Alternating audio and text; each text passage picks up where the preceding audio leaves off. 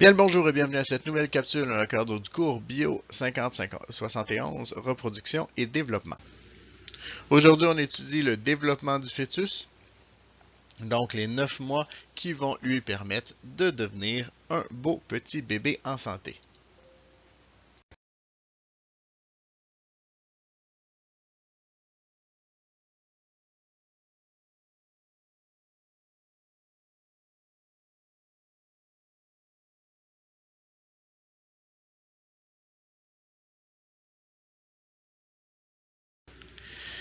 Le zygote, donc formé par la fécondation, va se segmenter et cette segmentation-là se fait pendant les jours 1 à 6. C'est le moment où le zygote va devenir une morula.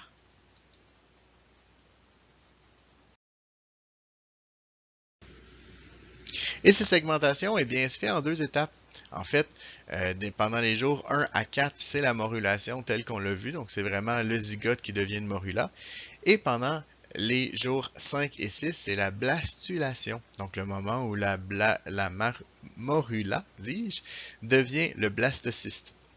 On voit que cette étape est importante parce que c'est le début de la division asymétrique qui va former une différenciation. Et là, j'ai dit beaucoup de mots, donc on va commencer à parler des cellules souches pour expliquer tout ça. En fait, c'est que les cellules souches, ce sont des cellules qui peuvent devenir à peu près n'importe quoi. Donc, ils peuvent devenir des globules blancs, ils peuvent devenir des cellules musculaires, des cellules nerveuses ou des cellules adipeuses.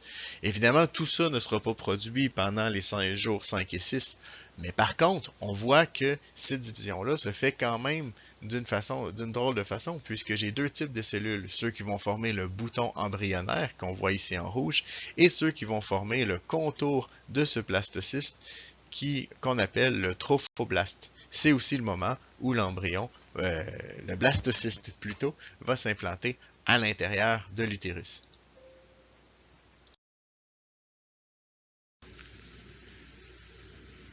Une fois qu'il est implanté, eh bien, jusqu'à la 3e semaine, on va avoir la gastrulation. C'est un moment où est-ce qu'il y a spécialisation des cellules. Et donc, là, on voit qu'il se forme un mésoderme, un ectoderme et un endoderme.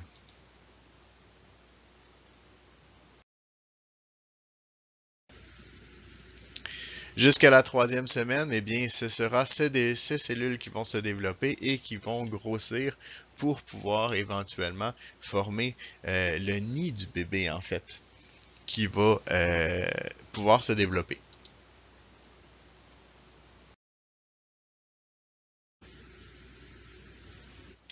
Pendant la 4e semaine, donc à la 4e semaine, c'est l'organogénèse. On commence à avoir la formation d'un tube nerveux qui va devenir le cerveau et la colonne vertébrale. Et on voit que l'embryon, en fait, ne se forme pas dans le corps bleu, comme on pourrait le penser, mais va se former vraiment dans le corps rouge qu'on voyait au départ.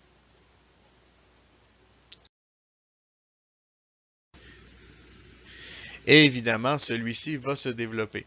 Donc, plus le temps va avancer, plus cet embryon va se développer. Et là, c'est ce qu'on est en train de regarder ensemble.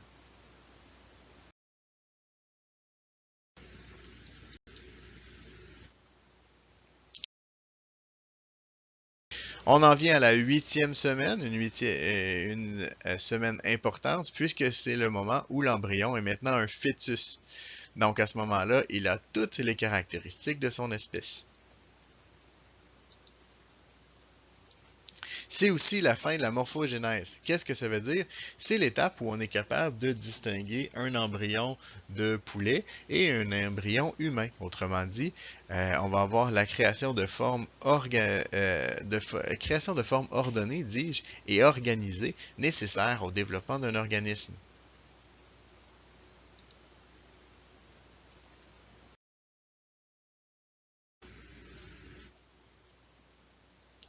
À partir du 3e mois, donc pendant le 3e mois, on va avoir les yeux, les oreilles et aussi l'arête du nez qui vont être formés.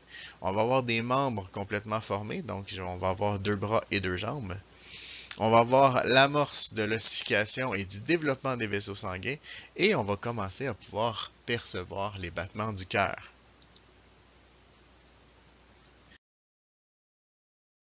Qu'est-ce qui se passe maintenant au niveau de la maman pendant ce premier trimestre? Eh bien, on a vu qu'on avait un cycle menstruel et donc il faut briser ce cycle menstruel-là. Et donc, je vais parler plus spécifiquement de l'embryon parce que cet embryon-là va pouvoir se sauver lui-même. Autrement dit, c'est une hormone que lui-même va provoquer qui va empêcher les menstruations. Et cette hormone, c'est le HCG. Donc, le HCG, son rôle, c'est simplement de garder le corps jaune actif. Donc, vous vous souvenez qu'à l'intérieur de l'ovaire, après l'ovulation, il y avait un corps jaune qui continuait à produire un peu d'estrogène et de progestérone, mais qui se dégradait. Et en se dégradant, eh bien, la baisse d'estrogène et de progestérone finissait par causer les menstruations. Eh bien, ce qu'on voit présentement, c'est que le HCG va maintenir le corps jaune et donc va maintenir la production d'estrogène et de progestérone. C'est ce qui va empêcher justement les menstruations de s'amorcer.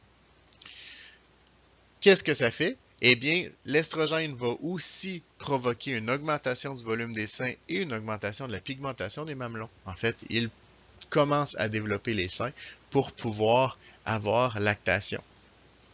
Au niveau de la progestérone, elle agit comme un relaxant, mais ce relaxant-là va avoir des effets secondaires. Par exemple, les nausées, vomissements et brûlements d'estomac que la femme va avoir pendant le premier trimestre de grossesse. Le HCG, eh bien, il est important parce que c'est cette hormone-là, justement, qu'on va détecter au niveau des tests de grossesse. Donc, les tests de grossesse vont détecter l'hormone, et s'il y a l'hormone, comme c'est l'embryon qui produit cette hormone-là, ben, s'il y a l'hormone, automatiquement, il y a un embryon. À la fin de ces 3 mois, c'est aussi le moment où je vais avoir la première échographie.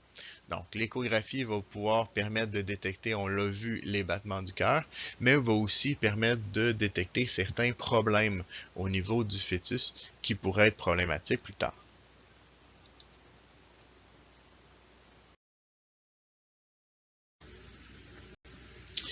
On revient donc à notre fœtus. Pendant le 4e mois, on va avoir une ossification qui va continuer et on va aussi avoir un amorce du développement des différentes articulations. C'est un développement rapide qui se fait au niveau des systèmes de l'organisme.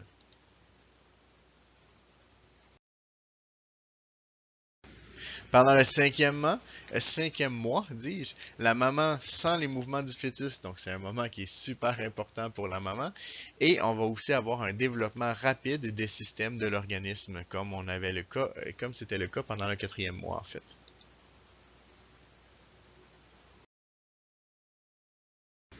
Et pendant le 6e mois, c'est le moment où les paupières vont se séparer et on va avoir une formation des cils. Et c'est aussi le moment où le fœtus va prendre beaucoup de poids. Donc, il va grossir énormément.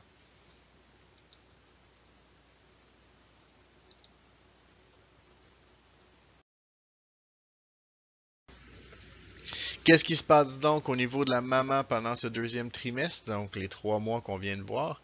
Eh bien, on voit qu'on n'a plus affaire à un embryon. Donc, on l'avait déjà dit, l'embryon avait fini après le 2e mois, là, au début du 3e mois. Et le fait justement qu'on n'a plus affaire à un embryon, bien, on voit que l'hormone que produisait l'embryon, la HCG, va chuter. Et en chutant, bien, elle va provoquer la dégradation du corps jaune. Pourtant, on remarque que l'estrogène et la progestérone continuent, elles, de se développer. Eh bien, la raison pourquoi elles continuent d'être sécrétées, c'est que quelqu'un d'autre va prendre le relève. Et ce quelqu'un d'autre, c'est le placenta. On va aussi avoir à ce moment-là un estrogène qui va provoquer une coloration de la peau, parce que là, vous voyez qu'il y a de plus en plus d'estrogène.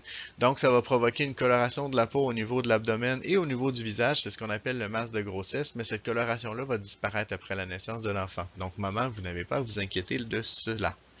Au niveau de l'abdomen, eh bien, on va avoir un abdomen qui va grossir, ce qui va causer des vergetures et chez certaines femmes aussi des douleurs lombaires, donc des douleurs au dos, parce que évidemment l'augmentation du poids du bébé, surtout pendant le 6e mois, ce qu'on disait tantôt, eh bien cette augmentation-là du volume et du poids du bébé, eh bien ça vient avec un poids qui est vers l'avant que la femme n'est pas habituée d'avoir, donc automatiquement ça va provoquer des douleurs lombaires. On va avoir une deuxième échographie pendant ce deuxième trimestre. Cette échographie-là, on va généralement regarder, comme on avait vu qu'il y avait un développement rapide des systèmes, eh bien, on va regarder ces systèmes-là. Donc, on va regarder les différents organes, on va les mesurer aussi pour pouvoir s'assurer que tout est correct au niveau de l'enfant.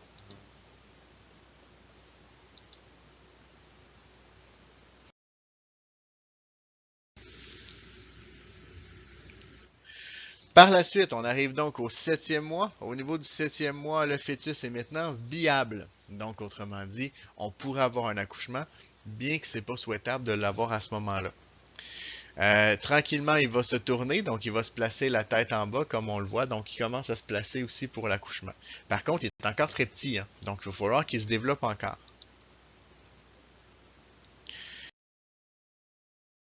Et c'est au niveau des 8e et 9e mois qu'on va avoir justement ce développement-là.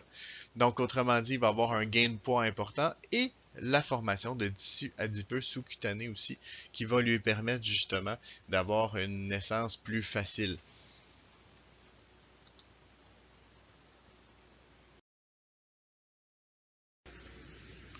Donc, voyons maintenant ce qui se passe au niveau de la maman au niveau du dernier trimestre. Eh bien, premièrement, il va y avoir un développement des glandes mammaires. Ces glandes mammaires-là vont même perdre du lait à l'occasion. On n'est pas encore rendu à la lactation, mais on voit qu'on se prépare, par exemple, à ça. On va avoir une enflure des chevilles, des pieds, des mains et du visage, mais ne vous inquiétez pas, chère maman, ce n'est pas des tissus adipeux. En fait, c'est de l'eau. C'est simplement de la rétention d'eau due justement à la grossesse. L'abdomen va continuer à grossir. On a vu que le bébé gagnait énormément de poids pendant les 8e et 9e mois. Bien évidemment, ça provoque un grossissement de l'abdomen et aussi une augmentation des douleurs lombaires pour ce qu'on a vu tantôt. La sécrétion de relaxine, donc qui est une nouvelle hormone, va augmenter la flexibilité et contribuer à la dilatation du col de l'utérus. Donc, c'est au niveau de l'accouchement qu'on commence à se préparer. Et éventuellement, il va y avoir l'ocytocine qui va provoquer justement les contractions utérines et donc qui vont provoquer l'accouchement. L'ocytocine va aussi avoir un deuxième rôle. Il va aider à l'allaitement au niveau de la maman.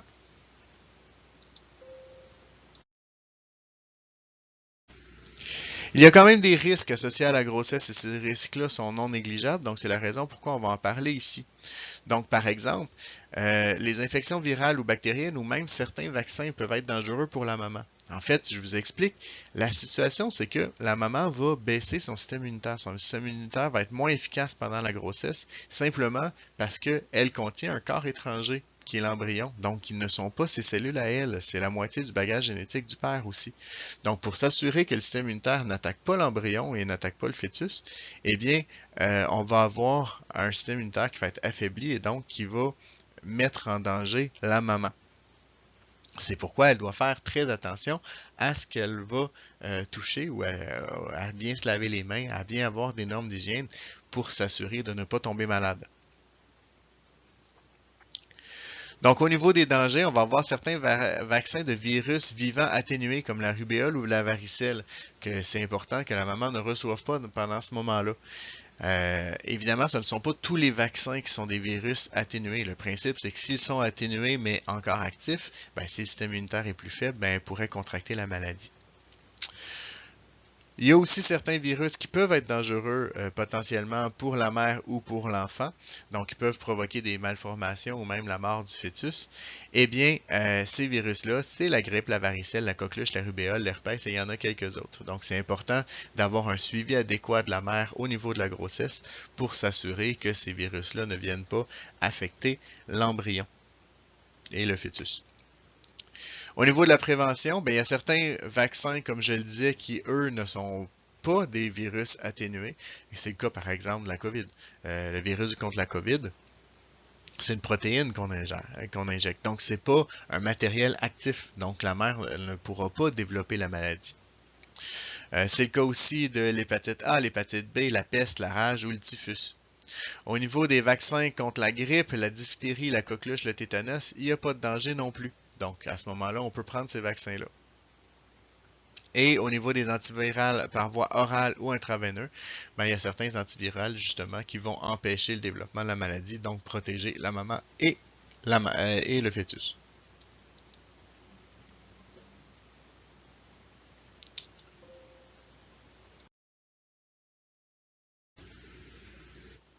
Deuxième risque, cette fois-ci, c'est plus au niveau du fœtus qu'au niveau de la maman, ce sont les substances tératogènes. Par là, j'entends l'alcool, le tabac, les drogues et même certains médicaments. Donc, la maman devrait vraiment éviter, même en petite quantité, de consommer du tabac, de l'alcool ou des drogues, puisque c'est des substances qui peuvent provoquer des problèmes au niveau de son enfant. Au niveau des médicaments, j'en parle un petit peu plus au niveau de la prévention. En fait, c'est juste qu'avant de prendre un médicament, il faut absolument que la maman consulte son médecin. Le médecin est au courant, il y a des listes qui vont lui permettre de voir quelles substances quels médicaments ont été testés pour s'assurer que le médicament soit inoffensif pour le fœtus.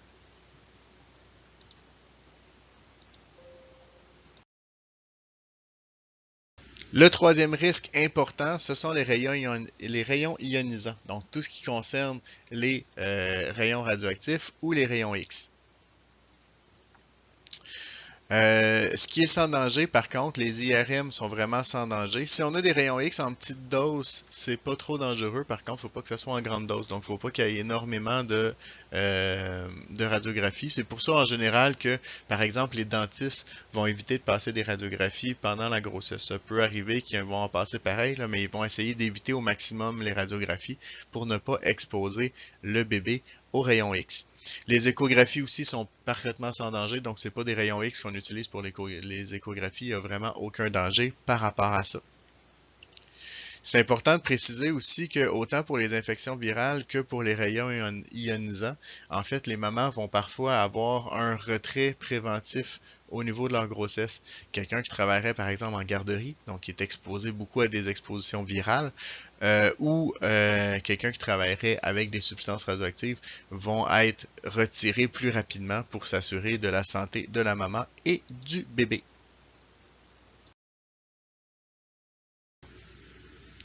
On a donc certaines recommandations importantes pour les mamans, par exemple d'éviter toutes les carences et de s'assurer d'avoir une bonne alimentation pour s'assurer que le fœtus ait tout ce qu'il a besoin au niveau de son développement. On veut éviter aussi les fromages à pâte molle ou le lait cru et consommer du poisson avec modération. Et éviter aussi les viandes crues le plus possible. Pourquoi? Ben, tous ces éléments-là, je vous l'ai dit, le système immunitaire de la mère est plus faible.